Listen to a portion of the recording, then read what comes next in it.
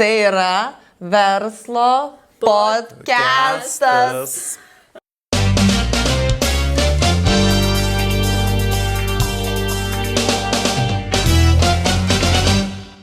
Tik įkurtai įmonė iki 3 milijonų. Tai gali nutikti vidury valgio, vidury nakties, vidury susitikimo, vidury sekso, vidury bet ko. Aš niekada negalvoju, kad aš būsiu verslininkas. Aš visada galvoju, kad aš būsiu... Tikrai bus sunku ir galbūt net neverta pradėti ir save kankinti. Tėtis man leisdavo, kaip sakant, suskaičiuoti, sudėti Šeimos turtą. šeimos turto sutikrinti. Kai kabina makaronus, kad žinokit, oi čia jūs algoritmą sugadino. Bet jeigu jų bus 5, tai jau bus 350% padaryto darbo ar dar kažko. Aš darysiu verslą taip, kad man reikėtų kuo mažiau marketingo. Ar taip įmanoma? Kokią babutę nužudyti, kad tiek apartamentų turėtum, ta prasme. Kas žinot Kestą, kas pažįstat Kestą, pasakykit, kad paskambintų mums. Mes neperskambina kurį laiką jau. Jo, jisai toks inkognito, kad net susisiekti su juo neina. Oi, pasigna apartamentuose, tai ten nieko kito ir nebūna, vien romantika. Pas mus tas pats, taip. Kalbinu, nereaguoja ir gal, blemus, kaip čia jį paliesti, kaip čia jį pašalinti, gal, blemus ranka taip kažkaip neprofesionalu, tai paėmiau pultelį. Ta prasme, vidury miško namelėje kitas žmogus negali būti. Ponia, ar jūs tikrai ten esat, kur turit būti atvykusi? Ignai, ar tu žinojai, kad būna gerų blakstienų diena ir blogų blakstienų diena?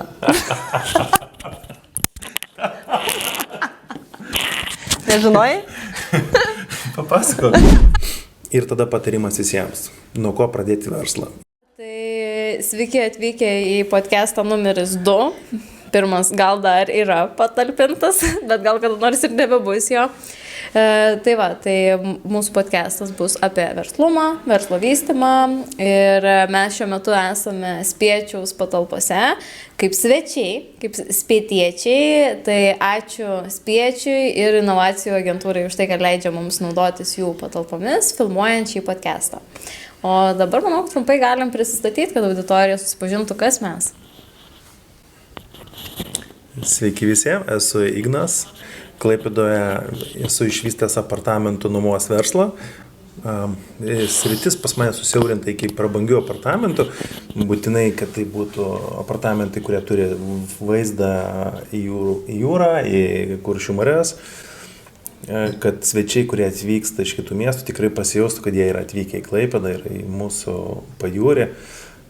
Ir žinoma, pagrindinis turbūt akcentas visų apartamentų, kad kiekviena pora, kurie atvyksta, turi savo privačią džakuzį, kurie būdami jie mėgaujasi vaizdu, kurį ką tik paminėjau.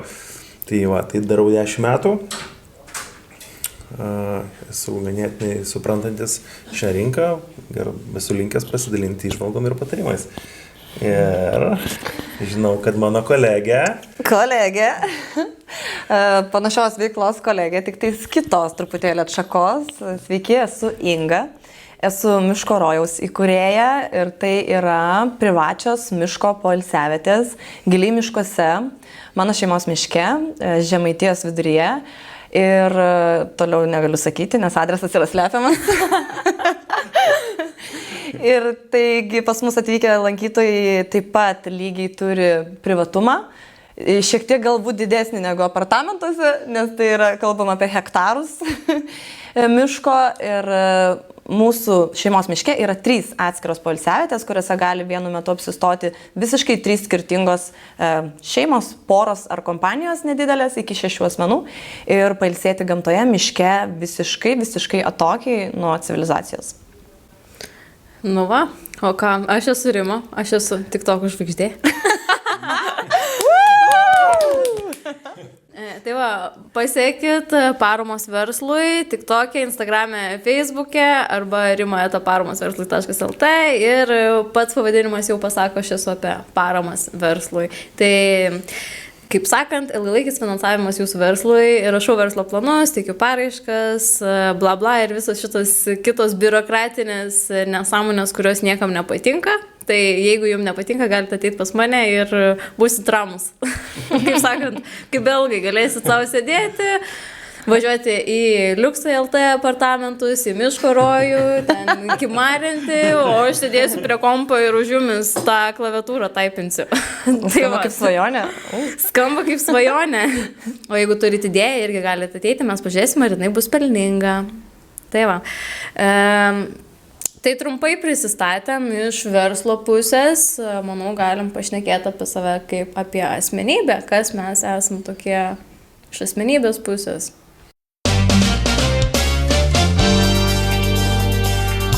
Kas mes tokie esam, kokios savybės mus privedė prie verslo ir verslo vystymo.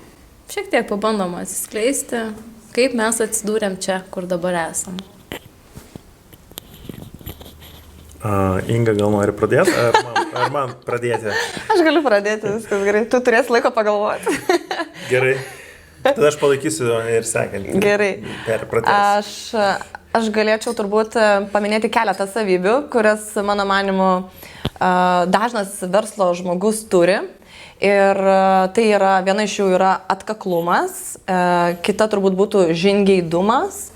Ir, na, tas toks niekada nenuleidžiantis rankų žmogus, kuris visada atranda, kaip išlysti pro tą rakto skylutę, jeigu neatsidaro duris. Aš tokius žmonės vadinu žmonėm orkestrais. Tai reiškia, kur daro daug, gali viską, bando, tiesiog eina į priekį, nesvarbu kas, nepavyko, eina toliau, eina toliau, eina toliau, eina toliau. Taip. Ir aš manau, kad jeigu va šitų savybių žmogus neturi, nebūtinai visų, bet kažkurių daugiau negu vienos neturi, aš manau, kad daug sunkiau būtų pradėti kažką, daryti tą verslą, dėl to, kad jeigu jūs sėdite ir galvojate, ai ne, aš tai to tikrai, kaip aš tą padarysiu, ne, tai to tai aš tikrai nepadaryčiau ir panašiai, jeigu prigaunat save tokiose mintyse, tai gali būti, kad tikrai bus sunku ir galbūt net neverta pradėti ir save kankinti tiesiog, nes tam tikros savybės, jos yra reikalingos, kai kurios yra įgyjamos, kai kurios yra įgimstamos, manau, bet jos turi būti, kad tikrai tas verslas kaip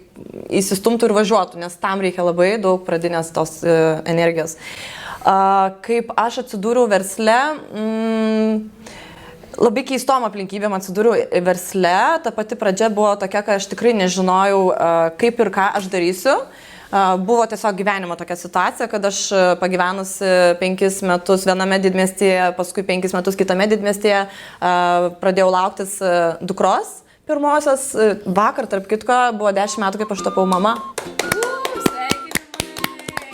Tai va šitos dukros, kai pradėjau lauktis, aš grįžau į savo gimtą kaimą gyventi ir žmonės mane sutikę dažnai klausdavo, ką tu čia veiksi, ką tu darysi. Ir aš vaikščiodama su pilvuku priekyje, sakydavau, kaip ir akivaizdu, turbūt, ką aš čia veiksiu pirmiausiai, kas bus tas pirmos pareigos. Taip, numeris 1. Bet kažkaip viduj visada turėjau tokį jausmą, kad aš kažką darysiu savo. Dar tada nieko nežinojau, bet visada buvo tas jausmas ir toks kažkoks vidinis ramumas, kad kažką darysiu savo. Ir buvo pabandymų ir vienokių, ir kitokių iš verslo pusės, tačiau aišku buvo paskui dar vienas nėštumas, dar vienas vaikas ir dalykai šiek tiek nusikėlė. O Miško rojaus veikla atsirado visiškai atsitiktinai, apie šitą tikrai nebūčiau pagalvojus. Nei tada, kai laukiausi pirmos dukros, nei kai antros.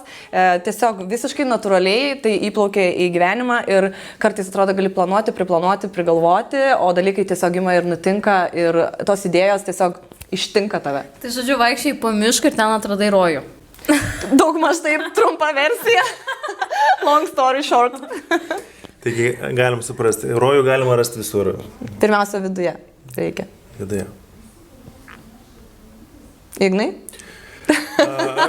Aš galiu paantrinti, iš tikrųjų sutinku su viskuom ir mano istorijai, aš niekada negalvojau, kad aš būsiu verslininkas. Aš visada galvojau, kad aš būsiu kazino vadovas, iš tikrųjų.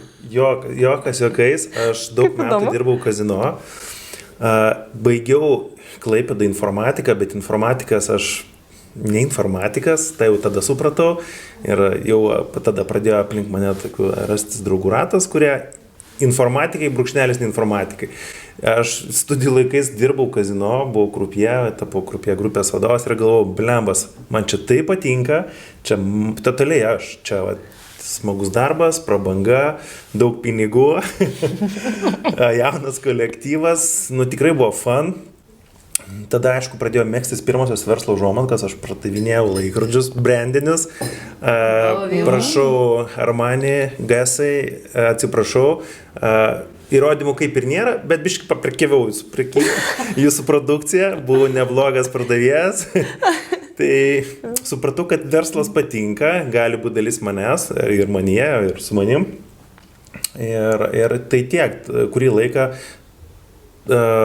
stipriai tą kryptim nesivyščiau, bet labai planavau, kad į kazino sritį investuosiu, į karjerą, tapsiu specialistas ir kazino manęs norėsiu, o aš jų norėsiu, bet žodžiu, gyvenimas pakrypo, kad nelabai ten susidėliojo kazino karjerą, bet eigoj vieną vakarą su labai geru draugu, sėdint, aptarinėjant eilinę dieną kazino, sakau, žinai, blembas, atsibodo man tas kazino. Žinai, kiek čia galima. Nu, žinai, dabar darysiu prabangius apartamentus.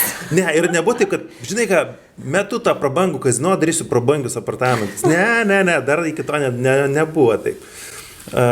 Bet ir kiekvienas krupie, kas, jeigu klauso krupie, žino, kad pas jį kartą į metus būna ta krupie krizė, kai sako, žinot. Kartą į metus? Kartą į metus krupie krizė. Kaip dažnai? Kiti atsparesni duot laiko, bet visą laiką būna, žinot, aš viskas, po šitos naktinės aš nebegrįžtu, einu ieškoti kitą darbą. Ir jis taip, gerai, sėkmės, ieškok, papasako, kaip sekasi, bet žinai, taip pat dauguma taip ir užsibūna 4, 5, 6, 8, 10 metų, yra 20 metų veteranai. Bet žodžiu, eilinis tas krizinis vakaras, duobė, atsibodo tie klientai, atsibodo tas nesiskaitimas, viskas, darysiu savo. Ir tada patarimas visiems, nuo ko pradėti verslą. Įsivertinkit turimus resursus, nes su turimais resursais yra visada lengviausia suprasti, ką aš galiu, kas man patinka ir ar aš galiu padaryti iš to naudos ir kažką sukurti. Tai taip ir buvo, aš turėjau vieną apartamentą, kuris buvo realiai skirtas mano gyvenimui, kadangi mano zodiako ženklas liūtas, o liūtai mėgsta prabangą ir poš, tai ir tas butas buvo toks padarytas poš. Juokas ima palyginus, kas dabar poš ir kas tada buvo poš. Tai aš su juo startavau, tai buvo mano turimi resursai ir tai buvo jau grįžus iš Airijos, kur aš turėjau paskutinį kazino kontraktą, kur buvo priimtas sprendimas grįžti į Lietuvą ir pabandyti trumpalaikę nuomą. Tai 2012 metais nelabai ten tas buvo dar populiaru, aktualu ir ant bangos. Pagrindinis kanalas, kur galėjau tą daryti, buvo Skelbiu LT, skelbimų ten tik gal Vilniui buvo. Nu ir ką, paleidom pirmąjį bandymą, šiek tiek pakoregavom tą apartamentą. Tai čia aš turiu minėti, aš ir antrą pusę, su jos pagalba, su idėjom, su palaikymu, privedėm jį iš ilgalaikės nuomos tinkamumo į trumpalaikę. Aš apie rinką nieko nežinau, bet aš atsimenu puikiai, tai buvo 12 metų Liepos galas, tai yra high season, kurielį gali į rinką eiti su bet kuom ir bet kaip, ir tu tikrai gausi savo gabaliuką. Klaipėdoj. Taip. Nes tai yra vis tiek vasara, jūra, kurortas, tampa jūros šventė. Taip. Ten tu gali belenką išnamuoti. Net, ta prasme, būrė, sakyk, bet ką ir aš to išnamuosiu. Jeigu turi minčių, turi gerą, ką žinau, laivą, apleistą, sakyk, padarysim, privesim, išnamuosim, bus tikrai klientai. Tai va, aš nežinodamas, kaip rinka veikia, įėjau Liepos mėnesį ir telefonas natūraliai užkaita. Okei, sugalvoju, blembas, fun. Ir tada, vėlgi, prasidėjo analizė. Ar aš čia pataikiau, ar čia atsitiktinumas, priėm, kad pataikiau, bandom dar. Antras butas varžytinės, puikiai nupirktas, įgyvendinom chruščioviniam name, džakuzį apartamentą, kuris tai dienai nurovė realiai rinką, nes tai džakuzį pastatėm kambarį. Ta prasme, tai buvo Klaipėdai, tai buvo stoga. Nurovęs dalykas ir tada supratau, bet pataikiau, reikia skeilinti. Tai va, iki dabar skeilinu. Tai čia mano istorija. Trumpai kalbant. O detalių, o Jėzus, kiek istorijų. Ignai, o kiek dabar yra apartamentų? Šiuo metu yra 5. Iki 5. Dabar yra 5 geriausi. Įrengtų buvo 7, kurie 2 jau yra perėję kitas rankas. Iki šiol tęsia, ką darė. Puikiai matau dirba. Manau, kas jos nupirko, tikrai džiaugiasi jos nupirkė. Tai va. O šitam kelyje buvo tikrai daug įdomių istorijų, nuotykių, įdomių situacijų. Nu, patys pagalvokit, džekuzė, poros, visa kita, nu, istorijos įdomis visada šalia. Gerai, klausimas, kas tas visa kita? O tai bus sekančiose laidose. Rima, apie save papasakok dabar. Tai ką, aš esu Rima, turiu šunį. Labai fainą šunį. Jo, labai fainą šunį, kuris yra belekoks užsispyręs, yra senas. Nu, žodžiu, ir kame esmė, kai mes su juo išeinam pasivaikščioti, jis turi savo maršrutus ir niekur kitur nei žingsnio nežengia. Kartais jis net nebenori eiti į lauką, nu, bet žodžiu. Tai va, turi šunį. O šiaip aš esu ir sportininkė, ir trenerė, sportuoju Kyokushin karate, sportuoju daug, intensyviai, ruošiamės varžybom, va, už mėnesį išvažiuosim į Europos čempionatą. Sakau, už mėnesį išvažiuosim, aš už 4 valandų išvažiuoju į Šveicariją į varžybas. Bet už mėnesį išvažiuojam į Europos čempionatą atstovauti ir Lietuvos rinktinę. Wow. Tai va. Jo, čia kitas dalykas, ką galbūt kažkas žinojo, kažkas nežinojo tarp mūsų. Tai, wow. O aplink verslus aš kaip ir sukdavausi visada, ilgą laiką, mane verslai visada labai traukia, verslumas, šitos temos, nagrinėti ekonomiką, visokie skaičiavimai, matematika, man visą laiką sekės kaip per ledą, o skaičiuoti pinigus, tai būdavo didelis malonumas, nes būdavo situacija, kai namuose tėtis man leisdavo, kaip sakant, suskaičiuoti, sudėti Šeimos turtą. šeimos turto sutikrinti. Wow. Mokydavo, kaip skaičiuoti, kaip tas Auditą. kupiūras. Ja. Nu tai va, tai ir visą laiką sakydavo, kad pinigai turi daryti pinigus. Čia buvo esminė frazė, kurią girdėjau realiai nuo tada, kai išmokau kalbėti, kad pinigai turi daryti pinigus. Ir visada pinigai turi daryti pinigus ir pinigai turi daryti pinigus. Tai aš tam pritariu ir dabar darau, kad pinigai darytų pinigus. Paprastai tariant. Tai va, nežinau, manau, kad atsiskleista asmenybė iš įvairiausių pusių per ateinančias laidas, nes irgi, nors esu ir ganėtinai jauna, bet turiu daug patirties iš skirtingų pačių neįtikinamiausių vietų. Ir sričių ir manau, kad tikrai turėsiu ką papasakoti ir kuriozinių situacijų versle, tiek ir gyvenime, ten iš visokių musulmoniškų šalių. Nu, žodžiu, tai va, jo, yra dar daug dalykų, kas ko nežino. Wow. Tai va, tai manau, jau kaip ir biškį prisistatėm, galim pasidaryti pertraukėlę. Taip.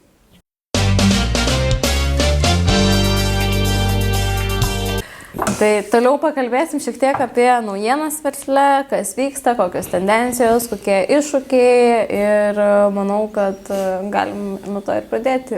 Inga, apie ką norėtum pasidalinti? Aš nelaikau savęs tokia jau labai didelė verslininkė, kuri labai stipriai dalyvautų verslo pasaulyje, rinkoje ir visose verslo naujienose, bet galiu tikrai pasidalinti mūsų verslo, kokios yra tendencijos ir paskutinės tokios žinios naujienos, o ne visai gal jos naujos, bet tiesiog kas yra šiek tiek kitaip pasikeitę. Tai kai prasidėjo mano veikla ir kai atsirado Miško rojus, tai maždaug prieš 7 metus, tai buvom visiškai pradininkai, Lietuvoje nieko panašaus beveik nebuvo ir panašių metų kūrėsi gal kokios 3 vietos, kurios iki šiol visos 3 veikia. Buvo taip. Tai reiškia, kad paklausa buvo, jeigu visos 3 įsikūrė, Taip. veikia ir nieks nebankrutavo tenais per pusę metų arba per metus. Taip, dar tai reiškia, kad tai buvo žmonės, kurie žino, ką daro ir norėjo tai daryti. Dėl to, kad darant tą verslą yra koks milijonas momentų, kai tau noris viską mesti ir daugiau negrįžti. Bet reiškia, išlieka tie, kurie tikrai tai darė nuo pradžių, turėdami tą idėją, viziją ir misiją aukštesnę kažkokią negu vien pinigai. Ir kas pasikeitė ir ką labai stipriai įtakojo karantinas ir visa pasaulio situacija, kur ir Lietuvoje labai stipriai palėtė visus žmonės, tai kad atsirado labai daug įvairių tokių vietų, įvairių namelių, kupolų, kupoliukų, nameliukų, palapinių ir panašiai, įvairių kempingų, glempingų. Ir galvojau, kad dabar labai yra ant bangos tie glempingai ne tik Lietuvoje, bet ir Europos mastu. Čia toksai lengva pastatyti, greitas dalykas, ne? Taip. Ypač kai iš šono pažiūrė, atrodo labai lengva ir greita ir paprasta. Ir kartais galbūt ne visi pagalvoja, kaip visą tai reikia išlaikyti, palaikyti ir kiek visą tai ir kainuoja, ir finansiškai, ir visą kitą. Bet aš manau, kad šiuo metu yra tiesiog toksai labai stiprus pakilimas šitų naujų vietų atsiradimo. Buvo momentas, kai iš tikrųjų atrodė kiekvieną dieną atsidarai Facebook arba Instagramą ir kiekvieną dieną pamatai vis kažką naujo atsidariusio.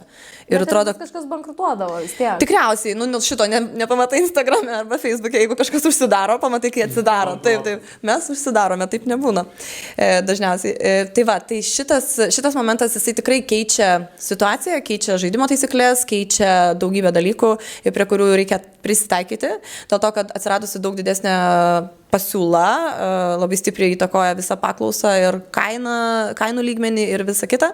Ir be abejo, reikia visada galvoti, kaip ištransliuoti savo tą išskirtinumą ir ką būtent tu siūlai savo klientams ir kodėl tu esi kitoks negu visi tie kiti ir kodėl tau taip greit neįvyko 3 poilsiavietės 16 hektarų, kai tuo tarpu, atrodo, per pusmetį žmonės padaro 4 namelius, kurie yra vienas šalia kito galbūt ir jiems yra tada visai kitas principas. Galbūt paprašiau ir iš dokumentacinės pusės, nes yra mažiau leidimų, ta visa komunikacija. Taip, ir dažniausiai tai nebūna miško vidury, tai dar kita faktas. Taip. Tai va, tai tas toksai yra niuansas, kad dabar yra tikrai bumas šitų visų poilsio vietelių, kas yra tikrai gražu ir miela ir faina. Labai gerai, kad yra daug kur žmonėm nuvažiuoti, nes iš tikrųjų tai pačioj pradžioj ir kai buvo labai stiprus kilimas ir kai tų vietų dar nebuvo tiek daug, miško rojus tiesiog virdavo ir mes ypač vasaros sezonų galėdom turėti dar 5 poilsiavietės ir jos visos būtų buvo pilnai apgyvendintos ir pilnai naudojamos. Taip. Tai tiesiog tu fiziškai negali paimti ir staiga išsiplėsti. Bent jau pagal mūsų filosofiją. Nes mūsų filosofija tai yra pirmoje vietoje privatumas, tikras ir visiškas privatumas. Tai reiškia, kad niekur nėra šalia jokių kaimynų, šalia jokių namelių. Tai kas tai supranta, tas ir renkasi tokias vietas. Kam užtenka tiesiog namelio, tas važiuoja į kitas vietas. Tai gerai, tai dabar ką jūs darot, kad išaugusią konkurenciją, tai reiškia šitą riziką suvaldytumėt? Kokie yra jūsų veiksmai? Ne viską galima suvaldyti. Veiksmai yra iš tikrųjų tokie, kad vis ieškoti naujų ir naujų būdų, kaip pabrėžti tą išskirtinumą ir kodėl tai yra kitaip. Nes dabar yra toksai dalykas, kad visi nameliai ir visa trumpalaikė nuoma ir tiesiog pavadinčiau tai 2 žodžiais - namelių nuoma. Po šituo vienu teiginiu yra pakišti visi absoliučiai panašių paslaugų tiekėjai. Ir mes esam irgi ten pakišti ir kai skambina ir žmonės klausia, ar turite laisvų namelių, aš dažnai stengiuosi pabrėžti, kad mes ne namelį turime laisvą, o visą miško poilsiavietę tik jums. Ir tai yra visai kas kita. Tai yra kas kita, iš esmės. Tai labai svarbu atrasti tuos žingsnius, kuriuos yra sunku tikrai nuolat atrasti vis kažkokių kitų tų būdų ir tų žingsnių, kaip tą išskirtinumą pabrėžti. Ir tą vertę tikrąją. Tai va. Kas dar naujesnė versle? Liuks, buvo įdomu iš tikrųjų išgirsti, nes vis tiek sukiesi nuolatos šioje virtuvėje, matai, ką daro konkurentai, kokios tendencijos ir panašiai. Aiškus, visa ekonominė situacija dabar yra tokiam lygmenį, kad bet koks verslas turi iššūkių su pardavimais, sakykime. Bet, žinoma, kainodara ir mano konkurento kainodara labai tiesiogiai gali paveikti mano pardavimus ir į šią riziką reikia atsižvelgti ir nusimatyti, kokie yra mano ilgalaikiai žingsniai, kad aš nuolatos stovėčiau priekyje savo konkurento. Tai va, o manau, Ignai, gal tu turi kažką pristatyti apie naujienas, kas tau yra aktualu, ką matėjai pastaruoju metu, apie ką girdėjai, kokios mintis. Naujienos prabangaus apartamentų nuomos sektoriuje. Tendencijos labai panašios, iš tikrųjų, jaučiasi iš tikrųjų ekonominis sviravimas į duobę. Ir aš manyčiau, tai yra puikus metas iš tikrųjų.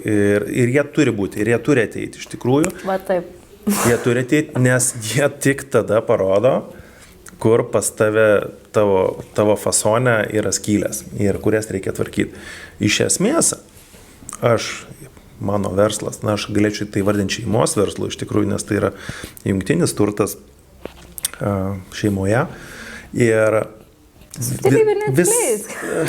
subtilybių, užtek subtilybių. Žinot, man vienas toks Kestas sakė.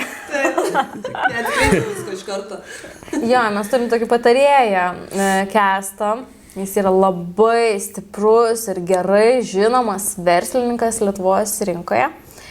Ir jisai dažnai mums duoda patarimus tam tikrais klausimus, kai mes jo paklausim. Nepaslaptis, su Kestu buvo irgi pasitarimų ir buvo pasitarimų su Kestu ir kartais reikia turėti tokį draugą, kuris, na, žinai, patars kaip geriau. Čia, žinai, reikia turėti vieną tokį angeliuką ant vieno peties ir vieną velniuką ant kito peties. Tai va. Aš net nežinau, kas tas Kestas labiau, žinai. Bet grįžkim prie naujienų. Taigi, ką norėjau pasakyti, kad šitas sviravimas labai puikiai parodo, kad mano verslo konceptas buvo, kad aš darysiu verslą taip, kad man reikėtų kuo mažiau marketingo. Ar taip įmanoma? Kaip manat? Ok, jeigu, bet taip pasižiūrėjus, ką reiškia kuo mažiau marketingo? Ką tu turi omeny? Tai va, tai ir puikiai veikia 10 metų. Nežinau, kas tai yra, bet tai puikiai veikia. Tu turi omeny rekomendacijas? Ne, iš tikrųjų, iš esmės, kai aš ėjau tą rinką, ką aš nusprendžiau, aš tikrai nenoriu gilintis į reklamas, nes tai sudėtingas dalykas, bet ką aš supratau, kad aš noriu aфиgenų interjero, nelogiško samatos interjero įrengime ir tai bus mano marketingas.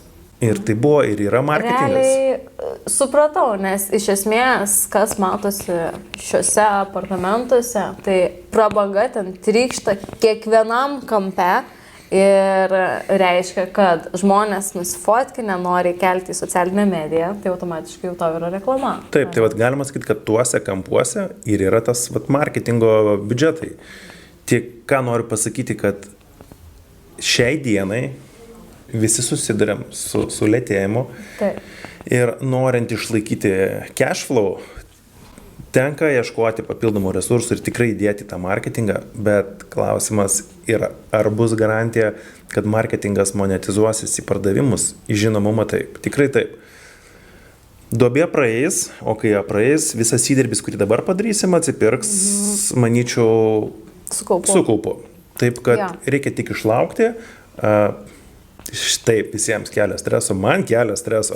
Aš fucking bijau, kasdien atsikeliu žilų. Šonai, pažiūrėkite mano šonus. Jo, stresuoju, bet ateini spiečiu ir čia kaip aplinka, kurioje pasigydai iš tikrųjų.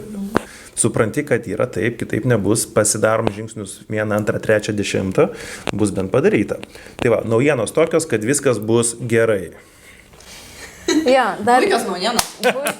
Labai gerai. Dar patikslinsiu, kas yra cash flow, nes žmonės, kurie nesisuko verslė, dažnai nesusiduria iš viso su tokiu terminu.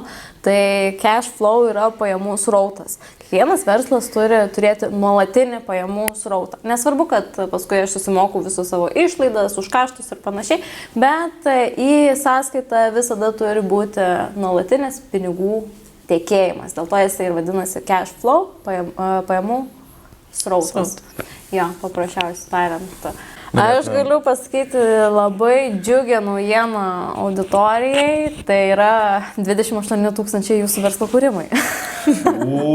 Skamba kaip gera naujiena. Gera naujiena. Dieną užbaigsim ypatingai gerom naujienom. Šita naujiena iš tikrųjų jinai yra sena, tai bet dabar jinai pas mane tik tokia užbūmino. Šita naujiena.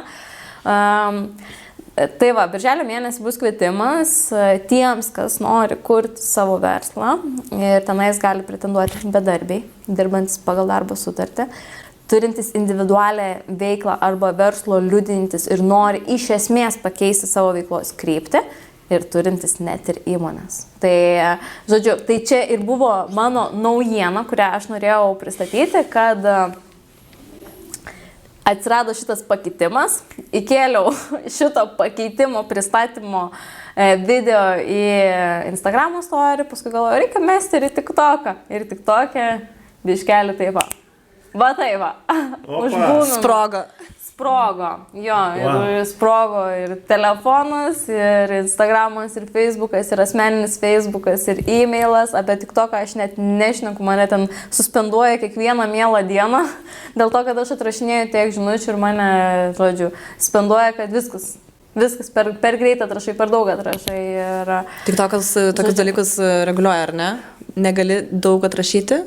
Matai, kadangi labai didelis rautas, aš biškai tokius šabloninius tos atsakymus naudoju, aišku. Ir mane suspenduoja. Dėl to, kad per greitas atsakymas ir per ilgas tekstas. Tipo, nebūtinai per ilgas, o tiesiog jeigu yra pasikartojanti žinutė, jisai kažkaip ten identifikuoja. Dar nesu išsiaiškinus, nes tik praeitą savaitę užsireginau į TikToką, iš viso šio nebuvau naudojus. Ir tas mano kelimas ir buvo toksai, okei, ką man dabar reikia paspausti, kad aš kelčiau tą video. O kai pradėjau į žinutės, aš galvoju, ką man reikia paspausti, kad aš galėčiau atrašyti tą žinutės. Tai čia mano patirtis va tokia, va, su TikTok'u.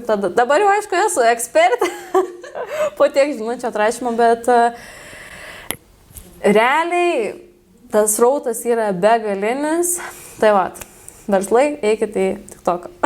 Ir žiūrovai. Mano naujiena. Ir žiūrovai, eikite į TikToką. Eikite į TikToką, parašykit, užklauskit. Ir buvo šituo video prašymas, jeigu žinote, kaip Rimai apeiti tos TikToko suspendus, parašykite į komentarą. Arba netgi galiu duoti dar vieną užklausą.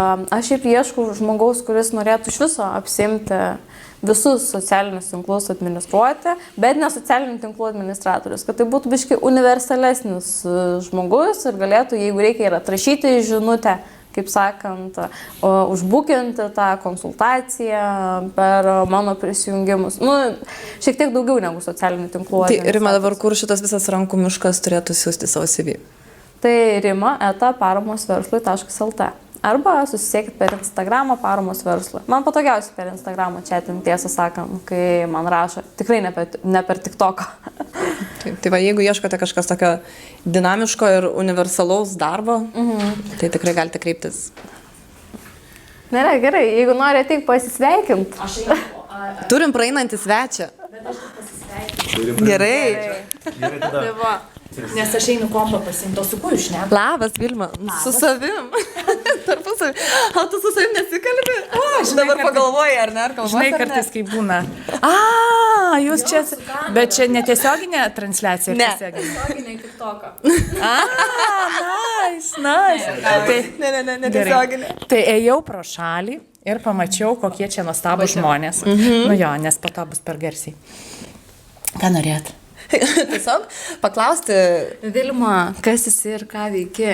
Oh my god. Ir vėl. Tai va, ką aš noriu pasakyti, pažiūrėsim į čia ir į čia, ką aš noriu pasakyti, aš veikiu verslus, ne, aš turiu kelis skirtingus verslus, įmonių steigimą, buhalterinę apskaitą, studijas Australijoje, siunčiam žmonės, greit prisimink, ką tu turi, mokymai online, video filmavimo visos paslaugos ir reklamos, ir vestuvių, ir muzikinių klipų, čia skirtingos įmonės, ir reelsų filmavimas, YouTube kanalo vedimas, ir YouTuberių mokykla. YouTuberių mokykla. Mes geriau žinom, Vilma. Jo, verslo tarpininkavimas ir banko sąskaitos atidarimas Lenkijai. Ir iškart sakau, ne aš viena tai darau, nežiūrėkite į mane šitaip, tai daro mano kolektyvas. Mano darbas kaip savininkės yra sugalvoti, iš kur paimti pinigų, kur galima užsidirbti, užvesti, patikrinti ir atiduoti darbuotojams tai daryti. Va. Aš jau turiu tokią nerealią patirtį su Vilma, nes iš tikrųjų su Vilma susipažinom mokymuose, verslo mokymuose Rietave ir tai buvo mūsų pirmas susitikimas. Ir iki šiol prisimenu ir esu jau daugam sakiusi šitą sakinį, kaip mokymuose verslo iš vienos labai kietos verslininkės moters išgirdau, kad kai reikia deleguoti darbus kažkam kitam ir tu supranti, kad tu apriepi viso to kiekio, tai užtenka, kad kitas žmogus padarytų 80%. Reikia suvokti, kad nebus greičiausiai niekada taip, kad kitas žmogus, kurį tu įdarbinsi, padarys 100%, kaip padarai tu, kartais dar ir daugiau pasistengi. Ir jeigu padaro žmogus 80%, tada tu gali dirbti, dantis sukandi ir viskas yra neblogai. Jeigu tai yra mažiau, tada jau reikia pokalbio. Jo, tada jau reikia. Labai vadovaujuosi šitą taisyklę. Aš dar pridėsiu, nes visada sakydavau, žiūrėkit, tu pats vienas padarysi 100%, nu tebūnie gerai.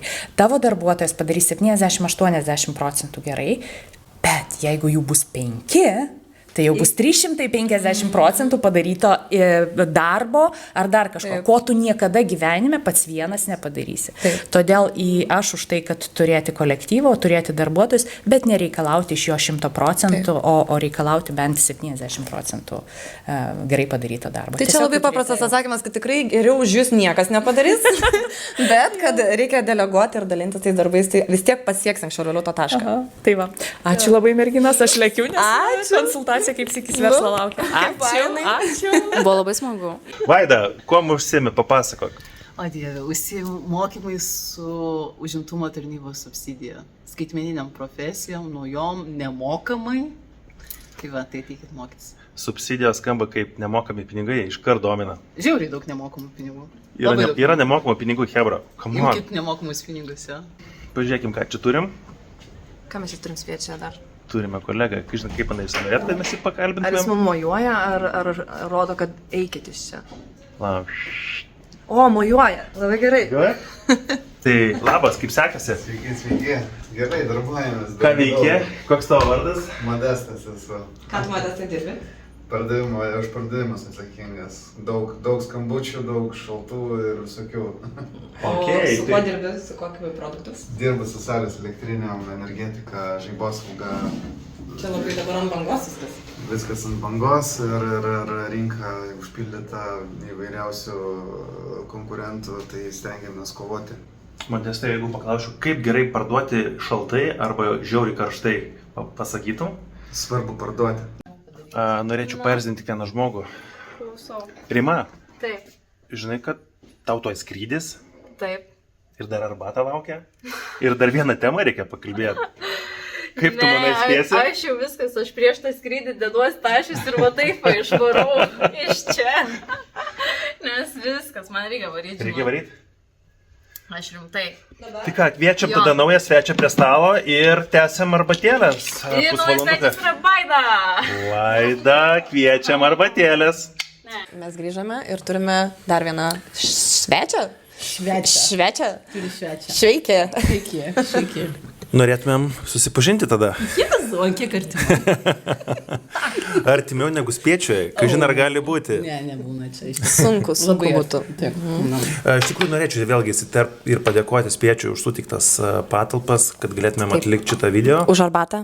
Už arbatą. Išpadėlė. Esame labai dėkingi ir norėtumėm paraginti jauną aktyvų žmogų, jeigu tavo galvoje verslas, tau reikia pagalbos, patarimo, nereikia niekur ypatingai sukt galvos, ieškoti konsultantų, verslo patarėjų, ateik čia į spiečių. Į bet kurį spiečių artimiausiam šalia tavo miesto. Tikrai taip. Ir Arba mes... mieste, nebūtinai šalia jis gali būti. Nes spiečių tinklas yra gan didelis. Taip.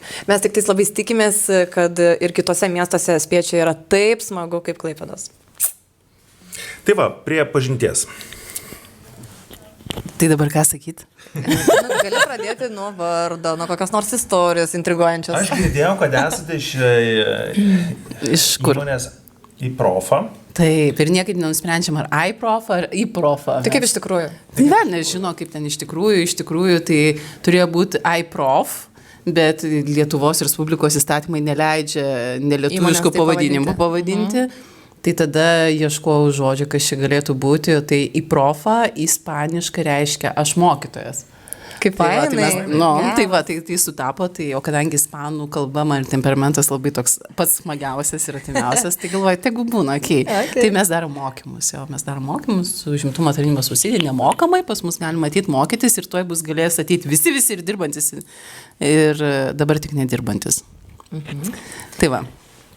Tai aš suprantu taip, ateini spiečiu, tau padeda startuoti su verslu, paaiškina pagrinus, rėmus, nupiešia verslo rėmus, kaip juose... Tau netgi duoda patalpas kaip ofisą? Duoda kaip patalpas kaip ofisą, tu supranti savo verslą, bet ką tada iProfą gali duoti man, tokiam naujokui, kurioje vietoje mes jau galim pradėti dar artimiau bendrauti? Dar artimiau bendrauti, Dieve, dar geriau jums kitą pažinti. Tai tuoj licenzijuosim programas, ne? Dabar užsiimam labai rimtais tam valstybiniais visais reikalais, kur niekam nelinkėčiau tą sukūrį pataikyti, tikrai apeikit ratu, jeigu nedarykit to namie ir nenamie. Tai, bet kai šitą padarysim, tai jau galės ateiti bet kas iš tikrųjų tiesiog verslas, kuris nori suprasti, ką sako jo socialinių tinklų marketingo specialistas, kai pateikia tas ataskaitas, arba kai kabina makaronus, kad žinokit, oi čia jūs algoritmą sugadinot, čia žinokit, čia pas jūs nėra peržiūrų, arba oi čia reikia dar padidinti biudžetus, kad jūs suprastum, ar patys galėtumėt pasidaryti, ne? Paskui mes galim apmokyti virtualus asistentus paruošti. Mes ruošiam labai daug virtualių asistentų. Čia ta tema, kur Ignui bandau išaiškinti, kam jam reikia. Chat GPT asistentas. Ne. Čia tas gyvas asistentas, kuris sako, Ignai, aš noriu, kad tu mėgautumės versle. Davai, aš viską už tave padarysiu. Atsakysiu skambučius. Versle mėgautumės, ne gyvenime. Neraudonuok. Tada gal klausimas, ar galima ne asistentą, asistentę? Tai... Ar galima rinktis? Ar galima rinktis? Problema ta, kad jos virtualios. Ir dažniausiai taip asistentės. Bet apie ją galės tik svajoti, jinai dirbs už tave viską. Wow. Bet, žinai, žmonėms turintiems patirties su Siri bendravime, tai čia irgi turėtų būti. Aš tikrųjų su savo asistentėm, aš galvoju, dažniau bendrauju negu kad su mama. Tai, ta prasme, tai iš tikrųjų labai artimas santykis. Nes jie žino viską praktiškai apie mane, ta prasme. Tai va, tai šitą dirbtinio intelektų įrankį, tai mūsų ateitis, tai daug finansavimų dabar į tai metama, dėl to, kad, kaip labai gražiai šiandien man irgi vienam skambutėje pasakė dėl finansavimo, sako, dabar jau metama labai daug pinigų į tą dirbtinį intelektą, todėl, kad laukiama bumo, sprogimo, kai reikės specialisto, jų reikės labai greitai ir jų nėra. Tai va, mes irgi juos ruošiam, va tuoj licenzijuosim ir pradėsim labai, labai ruošti. Okay, čia skamba kaip ir praktiškai idėja, kas galvoja, kad nori daryti verslą, bet dar neturi idėjos, tai prašau. Dirbtinis intelektas, virtualus asistentas, kas jos liečia, kas jos apjungia, kažkur susikerta, tai va susikirtimo taške galbūt yra vietos naujam verslui. Jo, man labai patinka, pavyzdžiui, jūsų verslai, ne, tokie faini, nes aš galvoju, jie tokie žemiški. Taip. Ne, vat, stovi name, namelį miške, miškelį name. Žemiškiau nebūna. Tai pastavi irgi žemiški. Aš galvoju, ką reikia, kokią pabūtę nužudyti, kad tiek apartamentų turėtum, ta prasme. Iš kur gauti pinigų? Aš niekai nesuprantu tokių verslų. Taip. Ta prasme, realiai. Taip. Aš tai kaip pinigų neturiu, tai aš kuriu tos, žinai, skaitmeninius verslus, kur nei sandėliuot, nei laikyti, nei turto mokesčio mokėti. Ir jokios babutės nereikia nužudyti. Tai iš oro tas programas gamini, realiai žmonės perka ir tie pinigai virtualūs, viskas virtualiai. Pasijuokti galim, iš tikrųjų, babutės jos, mes patys tapsim babutėm ir Dėdukais ir babutėm ir mūsų užmušt nereikia, kad atitektų kažkam, tai reikia laukti pats numiršta. Tiesiog gal reikia kantrybės. Kantrybės tiesiog reikės, kol numirs ir viskas. Bet nelaukit babutės mirties ar dėduko, yra įrankių, kurie padeda jau pradėti dabar. Aš noriu mokymus pas tave, nes aš nieko nesuprantu, kaip daras. Ignai, tau reikėtų pagalvoti apie kažkokių mokymų kūrimą. Galėtumėm, jeigu aišku žiūrovai norėtų, jeigu manot, kad tai verta idėjos, pavyzdžiui, pasigilinti apie kiekvieną verslą detaliau, pakomentuokit, parašykit, ar tai verta, ar domintų ir mes galėtumėm dekonstruoti vieną ar kitą verslą, kas sutiks, pasako daugiau paslapčių, kiek ten tų babučių ar dėdukų Teko nudaigot. teko. Mokymų tema. Kaip neužmušus bobutės turėti kapitalo nekilnojamam turto verslui. Ir tada, manyčiau, galėsim užduoti paskutinį klausimą, kaip tą būtų galim padaryti, nepadarius to. O kas čia? Čia yra tokia paslaptis iš tikrųjų mūsų podcast'o ir apie šitą dalyką mes... Paliko, ne? Jo, jisai čia paliko ir jisai greičiausiai čia ilgam paliko turbūt, nes tai yra svarbus elementas, bet mes apie jį atskleisime truputį vėliau kitose laidose. Taip, apie Kestą mes dar paminėsim. Gal kas žinot Kestą, kas pažįstat Kestą, pasakykit, kad paskambintų mums. Mes neperskambina kurį laiką jau. Jo, jisai toks inkognito, kad net susisiekti su juo neina. Tai va, taigi mes norėtumėm dabar pakalbėti apie ką? Apie kuriozinės turbūt situacijas versluose. Aš tikiu, kad mūsų versluose tų situacijų labai žemiškų ir antiek ir romantiškų, ir įdomių, ir pikantiškų gali būti. Taip. Levas, čia gal net atskirą podcastą būtų galima susukti iš tikrųjų. Kelis podcastus. Nes, wow, darosi Vaida, šilta. gal tu turi kokią nors ant liežuvio galo tokią kuriozišką situaciją versle? Versle. Galvoju. Nebūtinai šiame versle, gal ir kažkokiam ankstesniam ar kitoj veikloj. Pavyzdžiui, mūsų tai kurioziška situacija yra tokia iki absurdiška, kad gal net sakyčiau, žinai, sugalvoju idėją labai romantiškai tarp levandų, Provence. Vat sugalvoju verslo idėją gimė, tarp levandų. Mano projektas taip gimė tarp levandų, vaikštai, uostai ir žiauriai romantiška. Atsidarai įmonę ir pasirodo, kad UŽT svetainė yra užlūžusi ir tu negali nieko pateikti 4 mėnesius. Ta prasme, ir viskas stovi. Taip, 4 mėnesiai stovi. O levandos nestovi 4 mėnesiai. Jo, ir visiems mokėti reikia. Ir viskas stovim, gerai išbūsim, mes stiprus, mes išbūsim, ne? Išbūni šitą periodą, tada organizacija, su kuria dirbam, sako, nuo sausio 28, mes gruodį startavom, nuo sausio 28, žinokit, pas mus finansavimo kryptis pasikeitė.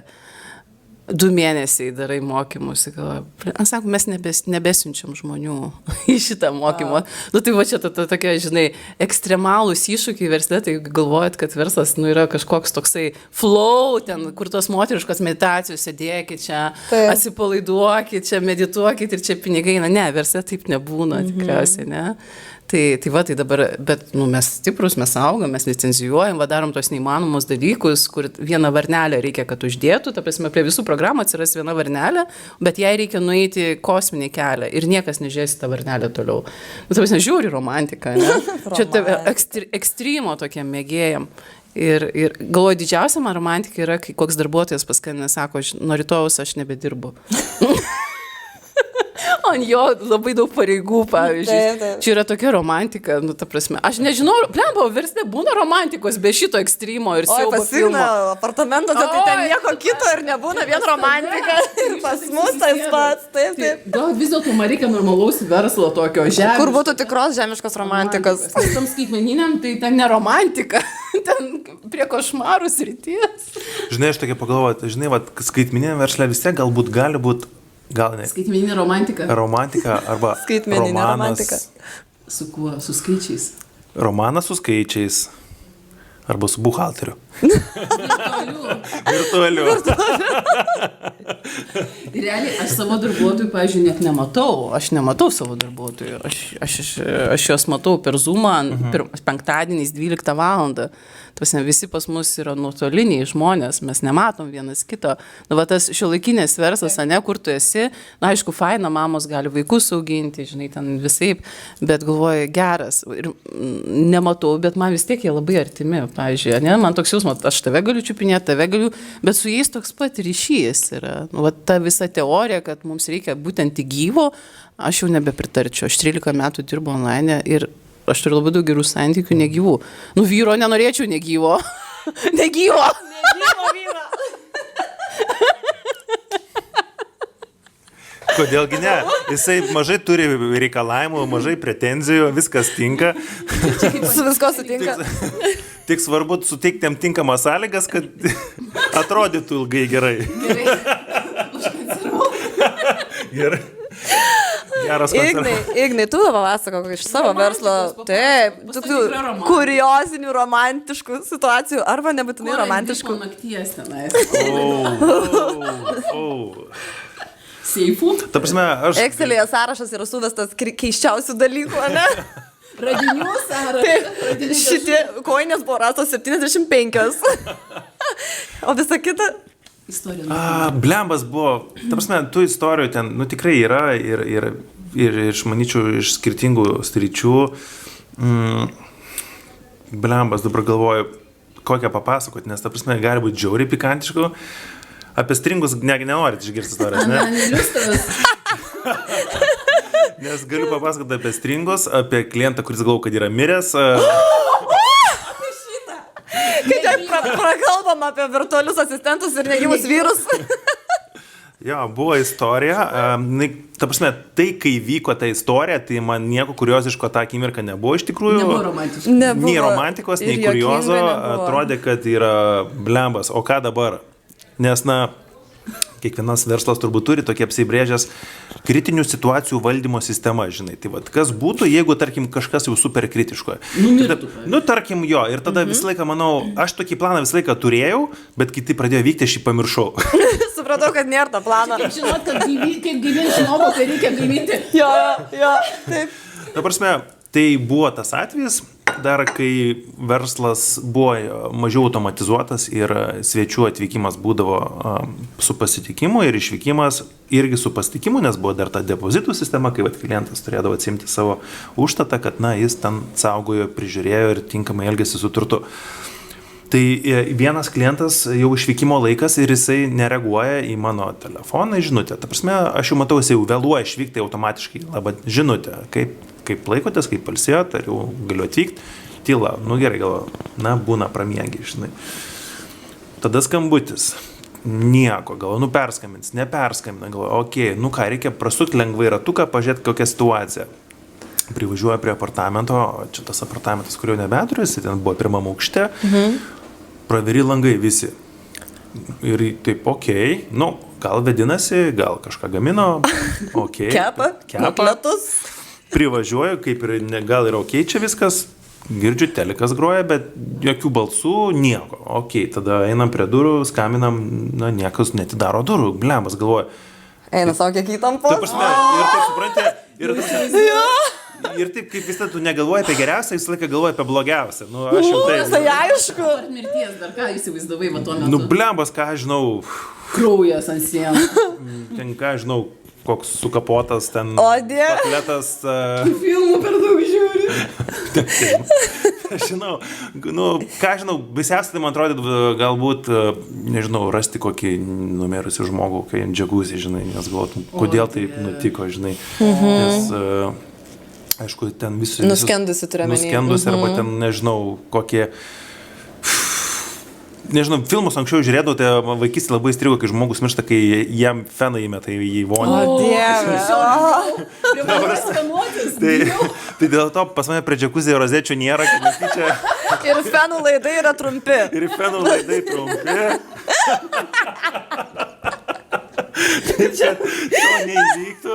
Yra nuotekių rėlės, tas elektros saugumas yra toks priority, kad, na, nežinau, čia gal iš tų filmų. Ir, Taip, nežinau, taip. Čia gerai.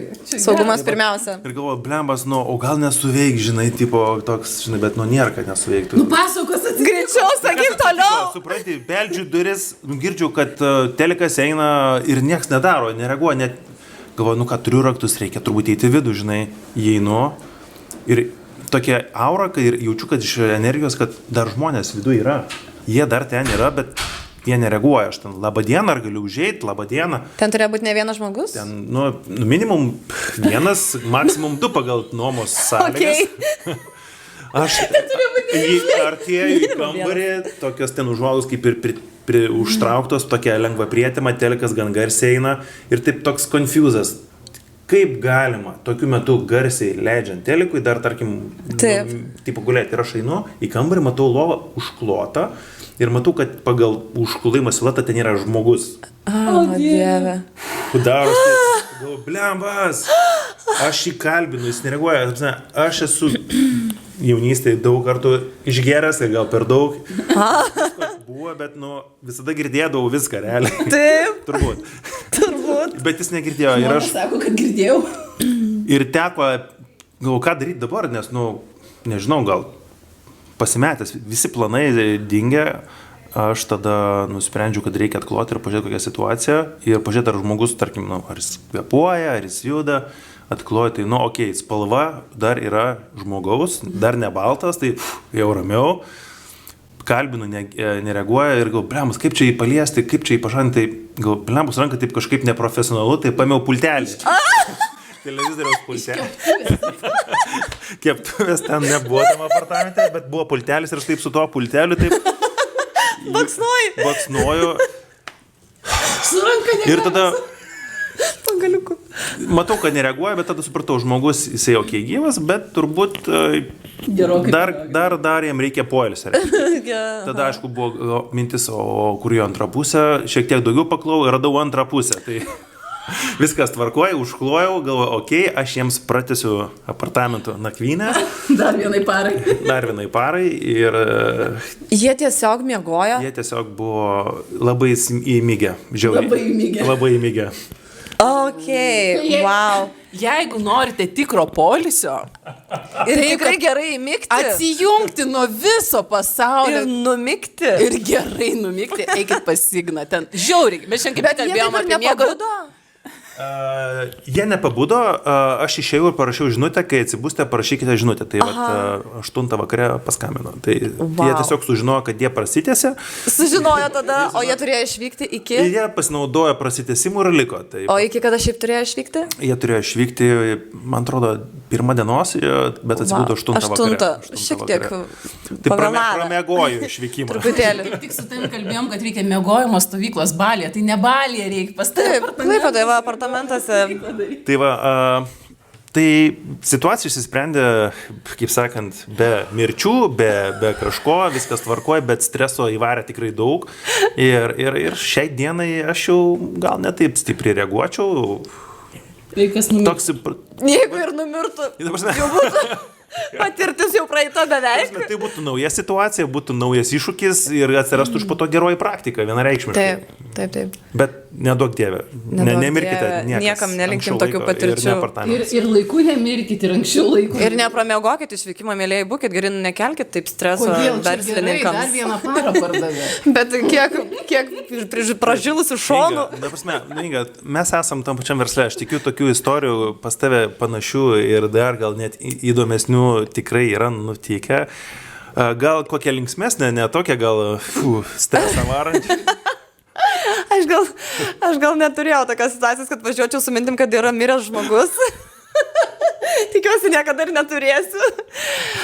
Tų situacijų iš tikrųjų taip, yra buvę įvairiausių, visokių ir, tokia daug paprastesnė, negu dabar tu čia pasakai, man visas turinys atrodo sukilęs aukštyn, čia spaudžia, tiesiog toks, reikia atsigerti arbatos. Pas mus buvo tiesiog jokinga kartą situacija, kai buvo užsakytas miško namelis ir turėjo atvykti šeima. Ir mes lankytojų gyvai nesutinkame, jie atvyksta savarankiškai, išvyksta savarankiškai ir viskas irgi būna jiems nusiųsta visa informacija reikiama elektroniniu būdu. Ir atvyksta šeima su vaikučiu, linksmai nusiteikia viską ir man kažkaip skambino numeris, neįvestas į telefoną. Ir galvoju, čia gali būti susijęs su miško rojumi. Na ir atsiliepiu ir man moteris sako, žinokit, mes atvažiavome, bet namelėje jau yra kitas žmogus. Oh my god. Kažkas atėjo į namelį. Kiti klientai, du. Ta prasme, vidury miško namelėje kitas žmogus negali būti. Ponia, ar jūs tikrai ten esat, kur turit būti atvykusi? Ir jinai sako, taip, mes atvykome jūsų poilsiavietę, į miško rojus poilsiavietę. Čia yra 2 namukai, vien šalia kito. Taip, sakau, teisingai. Taip, mes rezervavome šiai parai, išvykti turime ten ryt ar poryt. Ir man tuo metu galvoje tiesiog sproginėja idėjas viena po kitos, kas čia galėjo atsitikti. Ten bandau įsivaizduoti, pradedant savo tėvais, kad mano tėvai galbūt ten tiesiog kažką veikė, buvo kažką tvarkė ir gal jiem tai pasirodė, baigiant, nežinau, irgi surrealistiniam idėjom visokiom. Ir sakau, gal galite duoti man pakalbėti su to žmogum? Ir ten yra vyriškis pasirodo. Ir jis sako, alio. ir vyriškis man sako, aš buvau rezervavęs namelį. kaip sakau, ir man tada idėjos, kad kažkaip galbūt susidubliavo rezervacija, kad kažkaip persidengė, kažko nepastebėjau, nepamačiau. Man čia yra viena iš baisiausių tokių baimių turint tą verslą, nes tai yra labai didelė atsakomybė prieš žmonės, kurie dažniausiai iš kažkur važiuoja, vis tiek yra kelionė ir ruošiasi tam ir planuojasi. Ir aš sakau, aha, gerai, sakykit savo vardą ir pavardę. Tikrai buvo kelios akimirkos, kai buvau visiškai pasimetusi ir galvoju, aš su kuo aš kalbu ir apie ką kalbu. Bet sakau, sakykit savo vardą ir pavardę, tada aš labai greitai telefone, kadangi viską darau telefonu, tai mano pagrindinis praktiškai kompiuteris yra, susirandu greitai pagal žmogaus vardą pavardę, jo užsakymą ir aš žiūriu, kad jo atvykimas yra rytojaus dieną. Wow. O jis susimaišė žmogus ir atvyko 1 parą anksčiau. Ten atvyko, kur reikia, taip kaip reikia. Ir jis tiesiog žmogus įėjo, pasidėjo savo krepšį namelyje, nieko ten nedarė, ačiū Dievui, nieko nei buvo prigulęs, nei buvo ten maisto pradėjęs daryti ar kažką. Jisai tiesiog pasidėjo savo daiktus ir jisai vaikščiojo aplinkoje, tiesiog džiaugiasi gamta, aplink vandens telkinį vaikščiojo, žuvytę stebėjo ir įvažiavo ta šeima, kuri buvo tai parai rezervavusi. Taip. Ir tiesiog aš sakau, aš žinokit, turiu labai labai nuliūdinti, bet jūsų rezervacija yra rytoj. Jis sako, aš rytoj tikrai negaliu, sakau, bet ir šiandien, žinokit, negalit. Oh my god. O tai čia tokia drama įvyksta. Čia tokia drama, čia toks trikampis verslo įsijungia, žinai. Taip, ir kaip visiems būti geru, ar ne? Nori du vienu metu. Vienu metu ir kažkas tik vienas gali. Kažkam reikia pasakyti ne. Ir kažkas turi likti skaudintas. Bet čia buvo ganėtinai aiški situacija, nes tas įskaudintas buvo labai aišku, kuris bus tas įskaudintas. Nes tai buvo žmogaus klaida ir tai nebuvo susidubliavusi rezervacija ar kažkas tokio. Aš esu tokią klaidą pati padarius. Nuvykus? Ne.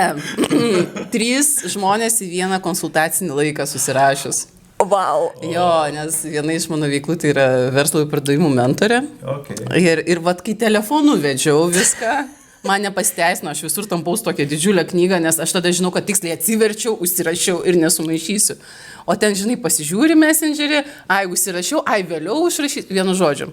Aš jau prisijungiau konsultacijai ir žiūri, telefonas skamba. Galvoju, ko jinai man skambina? Sakau, minutėlę, atsiliepiu. Tai sako, ar mes galim jungtis? Kaip jungtis? Žiūri, dar kita per messengerį rašo. 3 konsultacijas vienu metu. Tai tiesiog iš asmeninės konsultacijos tapo grupinė konsultacija. Ne, teko atšaukti. Iš tikrųjų, man tai baisu pasidarė. Jo, taip gėda. Kai tu krenti į paniką tuo metu. Realiai, ką daryt? Sakau, 1 minutėlę, čia tas atšaukiu, bet realiai, čia mano buvo, daugiau nedarau jokių skaitmeninių laiko planavimo nuo to laiko. Viskas, perėjau ant popierinio, nesumaišau. Tai vad, kaip jūs planuojat laiką, man labai įdomu. Bet juk lygiai taip pat galima telefone, ar ne? Irgi turi kalendorių, kuriame rašaisi telefone. Bet suprantate, tai neįsisaugojo? Aš neįsirašau. Jinai tada atrodo, telefone pasiims ir pasižymėsi paskui, va tuo metu, jeigu negali. Taip. O knyga, tai kol aš nepaimu tos didelės knygos, kol neatsiverčiau, tai aš žinau, kad, Tau, žodžiu, yra tas ritualas svarbus, kuris užfiksuoja. Aš tada nepamirštu, bet va taip gali būti. O įsivaizduok, jeigu pas tave 3 suvažiuotų vienu metu į vienus apartamentus. Ir tai būtų tavo klaida.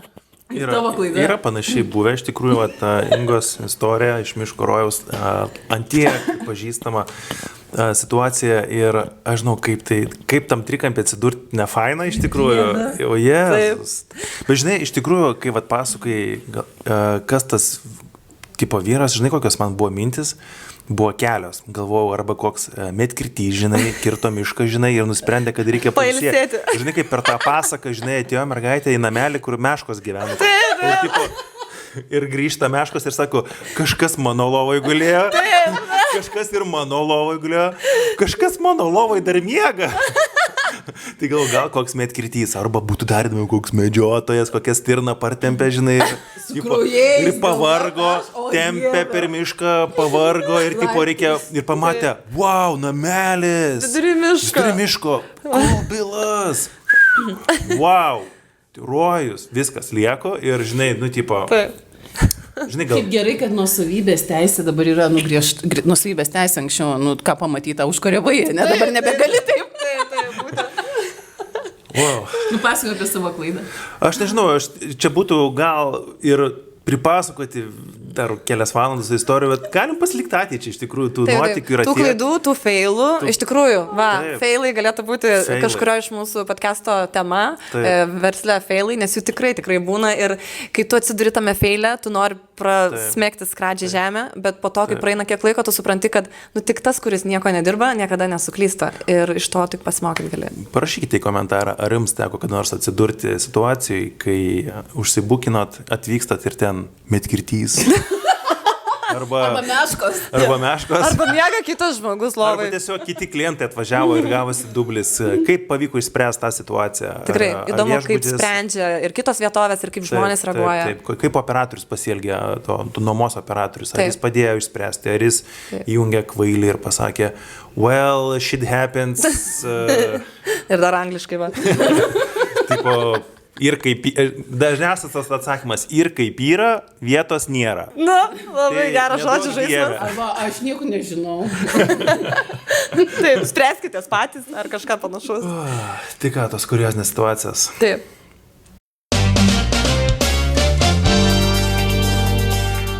Bet tai ką, likom dviese? Visi išsibėgioja, visi dirba. Blemba, iš tikrųjų, visi dirba. Mes kaip poilsio organizatoriai ilsimės. Nu.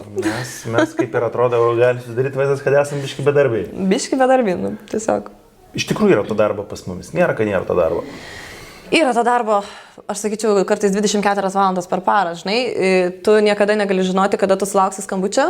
Tai gali nutikti vidury valgio, vidury nakties, vidury susitikimo, vidury sekso, vidury bet ko. Jo, neduok tu Dieve. Ir tu nežinai niekada, kada tau paskambins su kokia situacija. Taip, ir visada turiu pakelti. Ir tu visada turi pakelti. Netgi ir antrą pusę gali stresuoti. Be abejo, vėl skambina kažkas. Taip. Aš iš tikrųjų įsivedžiu tam tikras taisyklės, manau, jos reikalingos netgi ir tokiam hospitality apgyvendinimo versle. Aš, pavyzdžiui, po 9 išjungiu telefoną. Po 9 Po 9 vakaro išjungiu telefoną, garsą tiesiog išjungiu. Facebook yra auto atsakiklis, kuris praneša, kad mes darbą pradėsim nuo 9 ryto ir tęsim bendravimą, kai tik pradėsim ir toj darbus. Reikia taupyti, iš tikrųjų, reikia ir sėtis, nors atrodo, savo resursus. Ką mes darom? Yra ką daryti. Galėsim papasakoti, jeigu kažkam bus įdomu. Taip, tikrai taip. O šiaip apie mūsų verslus, tai mes kaip sutapimas tiesiog, kad sėdėme su labai panašios srities verslais čianais, bet aš iš Miškorojaus pusės galiu pasakyti, kad visi žiūrinti šitą podcastą gali pasinaudoti nuolaidos kodu, kuris yra žodis gamta ir rezervuojant Miškorojuje, bet kuriai rezervacijai bus pritaikyta 10% nuolaida. Geras. Žinai ką? Nu ir tu šalka nors. Žinai ką? Blembas, negaliu būti prastas. Nenusileisiu tikrai. Nenusileisiu, aš padarysiu tą patį, tik aš neturiu nuolaidos kodo, bet jeigu jūs man parašytumėte į Facebooką, per mūsų Facebook puslapį, kuris bus parašytas čia, parašykite, kad mes žiūrėjom šitą laidą Spiečiaus ir jūs paminėjot nuolaidą, tai tą nuolaidą mes pritaikysim iki šios vasaros galo, bet, sorry, ne savaitgaliams, paprastom darbo dienom pritaikysim. Okay. Kiek? Nu kiek? 15%. Kainos kyla, skaičiai kyla. Nebegalėjau mažiau. Nu. Jo, nes tiesiog gal dėl to, kad bus sunkiau gauti nuolaidą, nes reikia parašyti, tai vat už tą vargą pridėsiu 5%. Sąžininga? Už tą vargą. Už tą vargą. Sąžininga, taip. Apskritai, Ignai, kaip tu jautiesi, kurdamas šitą podcastą, čia tokia nauja patirtis irgi. Tikrai labai įdomi patirtis ir šiaip atvirai pasakius, aš nelabai jaučiuosi komfortiškai, ypatingai dar anksčiau, dėl to, kad gal anksčiau būčiau jautęsis komfortiškiau, nes buvo tas laiko tarpas, kai su klientais labai dažnai bendraudavau, nes buvo tas etapas, kai reikėdavo pasitikti žmogų, parodyti jam apartamentą, supažinti, atėjo laikas, technologijos nestojo vietoje, atsirado išmaniosios spynos. Taip. Tai kokie gal 3 metai atgal įdėgiam tas spynas ir nustojau matyti savo klientus. Ir šiaip pasilgau to momento, atvirai pasakius, būdavo labai faina irgi pasimatyti, pabendrauti, paklausti, iš kur atvykot. Labai patikdavo matyti jų reakcijas, kai įeina į apartamentą. Ta prasme, tai yra pure malonumas, ta prasme. Visiškai galiu paantrinti. Taip, visiškai. ir tai dingo ir tapu toks nematomas verslo veidas, kuris yra už ekrano, už telefono. Taip. Ir kažkaip man neįprasta iš tikrųjų dabar, aš suprantu, kad dabar mane gali matyti mano klientai ir pamatyti, o čia tas, kur... Iš tų apartamentų, čia, kur su kodinė spyna. Taip, kur telefonu kalbėjau, arba ten čia, taip, aš vienintelis, kas atsakinėjau laiškus. Smagu žinoti, matote? Ja, one man business, kaip sakant, tik perku paslaugas, kurios tvarko apartamentus, perku paslaugas skelbimui. Tai praktiškai va taip ir sudėliota. Tai daugiau sutinku žmonių, kurie pasako, kad žino tą prekinį ženklą ir nustemba, kad, čia aš už to vairo. Tai ten tada kažkiek būdavo to tokio supratimo, kad blembas, o gal reikėtų pasirodyti iš tikrųjų, gal galėčiau pasidalinti patirtim arba istorijom. Tai va, jaučiuosi dabar jau jaukiau negu pirmą kartą, manau, kad ant 10, Jėzus, čia paleisi makarėlį. Kaip tu jautiesi? Bus ne prie stalo, ant stalo podcastas. Taip, aš irgi jaučiuosi keistai, toks būtent formatas yra turbūt irgi pirmas, neskaitant televizijos laidoj dalyvavimo, neskaitant, kai pati darai video ir montuoji po to ir save matai nufilmuotą, kaip nusifilmuoji. Bet faina labai, kad tai yra toksai kolektyvinis darbas, tai tas iš karto yra, tas visas vaibas yra kitoks ir kaip, va čia nesnei kalbėjom, kad organizuojam ir planuojam, kaip čia kada ką darysim ir susiskambinam visi per video skambutį ir ten aš tuo metu kažkur sodybai, kur meistras daužo grindis ir visi girdi kalimą. Ignas mašinoje dar važiuoja kažkur, Martynas ofise, Rima berods spiečiui ir žodžiu visi susijungia, kalbam ir brainstorminam greituoju būdu, kaip čia ką darom, kaip viską dėliojam, struktūrą ir taip toliau. Ir tai yra visiems nauja patirtis iš tikrųjų. Ir tai yra labai faina, nes nėra vieno, kuris diktuoja ir visiems nurodinėja darbus, o tiesiog visi po truputį savo įnešam. Tai pasidalinkit ir jūs komentaruose, kaip jums atrodo, kaip mums sekasi kurti podcastą, ką pasakytų Kestas, ar ne? Ir ar mums gerai sekasi ir ar norėtume daugiau tokių podcastų. Ir tas jausmas tai yra toksai drebuliukas viduje, žinoma, tai yra toks biškinė jaukumas viduje, bet manau, kad viskas bus gerai ir tikrai su laiku bus daugiau įvairesnių ir tikrai galime ir jums visiems žiūrovam pažadėti, kad bus dar daugiau verslų, dar daugiau istorijų ir verslo istorijų ir gyvenimo istorijų, nes vis tiek tas verslas dažnai būna susijęs su gyvenimo kažkokiais tai įvykiais ir nutikimais. Kiekvienas jų turim savo tą gyvenimo ir verslo istoriją, nes viskas apsipynę būna dažnai. Ir kviečiam stebėti. Jeigu nekuriat savo verslo, tai bent pasižiūrėti, kaip kiti tai daro. Jeigu kuriate, tai prisijungti ir galbūt bendradarbiauti, nes mes irgi visi labai esam lankstus. Jeigu jau esam spėti, tai reiškia, kad mes esam žmonės lankstus ir linkę ir bendradarbiauti, ir kolaboruoti, ir visokius daryti įdomius sąjungas tarp verslų ir tarp įvairiausių paslaugų. Tai va, apie podcastą ir apie ateinančias laidas, tai rekomenduojame pasiekti mūsų puslapį, taip. Ir būtinai pakomentuokite galbūt, kokių verslų norėtumėte daugiau pamatyti, kokios srities verslų, ar konkrečių verslų, arba gal žinote, kas netgi dirba šitam Lighthouse pastate ir mes galėtumėm juos pasikviesti. Taip, iš tikrųjų, paminėkit verslus, kurie jūs domina, nes jų yra daug ir visi mes esam dar tokiam, nepavadinčiau, neužaugę dar verslai, beaugantis verslai ir turim tikrai dar einam tą augimo kelią ir turim tų iššūkių ir turim patys daug klausimų ir einam to keliu ir tas podcastas iš esmės yra irgi toks, pavadinkim, aš tai laiku kaip poilsio popietę tarp darbų, kad ateit, pabendraut, nusifilmuot, parodyt ir parodyt, kad esam tokie patys kaip ir jūs. Siekiam, bandom, gaunasi, nesigauna, einam tolyn ir pats tas mūsų podcastas, manau, su laiku jisai gražės, su kiekvienu podcastu darysim išvadas. Taip.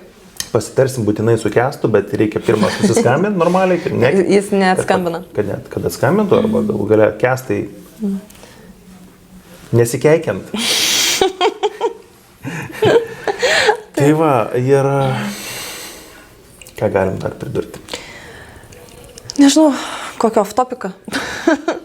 Ignai, ar tu žinojai, kad būna gerų blakstienų diena ir blogų blakstienų diena?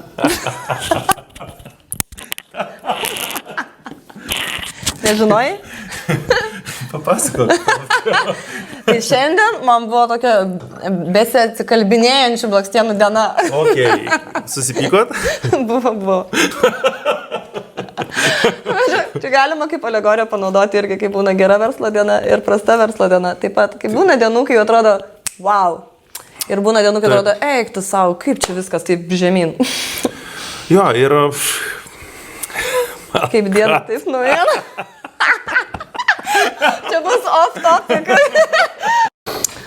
Inga, buvo labai smagu, laikas sprogo. Buvo tikrai smagu, greitai, labai daug visko ir daug apkalbėta ir žmonių, netgi turėjome iš šono vis praeinančių, svečių įvairiausių. Taip. Ir kas jau pažiūrėjote iki galo, patiko, gal kažkas nepatiko. Jeigu patiko, paspauskit like, paspauskit subscribe ir palikit komentaruose emoji. Kaip jautėtės žiūrėdami šitą podcastą? Taip, taip. Ir labiausiai, aišku, labai norėtume klausimų. Taip, pasiūlymų. Ir būtinai kritikos. Žiauriai, pavarykit. Būtinai. Kritikos tai žiauriai. Kritikuokit, kiek be galite. Jo, nes netrinsim ir atsakysim. Atsakysim. Nu, jeigu tai bus konstruktyvi kritika, tai tikrai atsakysim, nes tobulėjom. Tik tada mes augam. Taip. Ką, ačiū ir iki sekančio. Ate! Iš šito net laikas. Laidai nutrūksta.